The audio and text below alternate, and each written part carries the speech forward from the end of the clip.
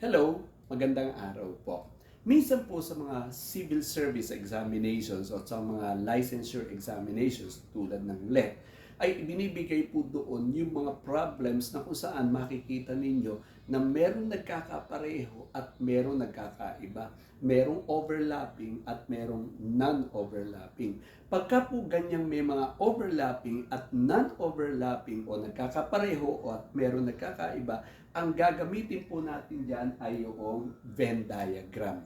Magkaroon po tayo ng halimbawa. Halimbawa po, nagkaroon ng survey at nag-survey ng 100 tao. Sabi po doon sa problem, yung 25, pareho niyang gusto ang mocha at saka ang vanilla. Yung 30, gusto lang niya mocha at yung 35, ang gusto lang niya ay vanilla. Question, ilan ang may gusto ng mocha, ilan ang may gusto ng vanilla, at ilan ang ayaw ng mocha at saka ng vanilla.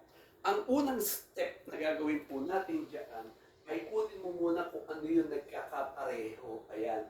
At ang nagkakapareho ay 25. Ayan. Sa madalit salita, itong 25 na ito, gusto niya ng both mocha at saka ng vanilla. Ngayon, ang susunod naman po natin na sasagutin ay yung ilan ang may gusto ng mocha. Ito po yung mocha.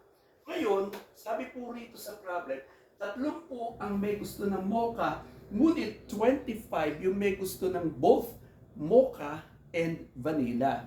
Kaya ang question, ilan yung may gusto ng mocha lamang? Mocha lang ha, mocha lang. So ang gagawin po natin dyan, dahil ang may gusto ng mocha ay 30, ayan, 30, isa-track mo yung both na meron sila, 25.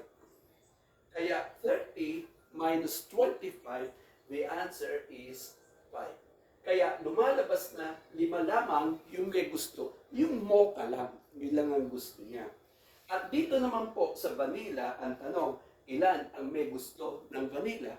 Tulad po ng ginawa natin, dahil ang may gusto ng vanilla ay 35, so 35, isasubtract mo rito ulit, katulad ng ginawa natin dito kanina, isasubtract mo yung pareho silang may gusto ng mocha at saka ng vanilla.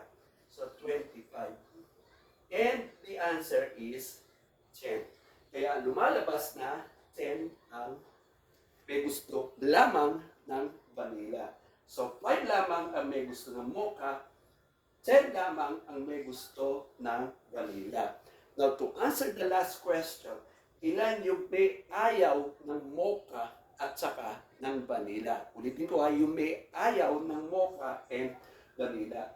Ang gagawin natin dito, dahil ang pinupuntiryan natin ay lahat-lahat na, tatargetin natin yung 100 na katao. Malalaman natin dito just sa 100 na yan, ilan yung may ayaw ng mocha at saka ng vanilla. So 100 minus, pagsasama-samahin mo itong 5 na ito, itong 3 na ito. Yan, 3 na yan.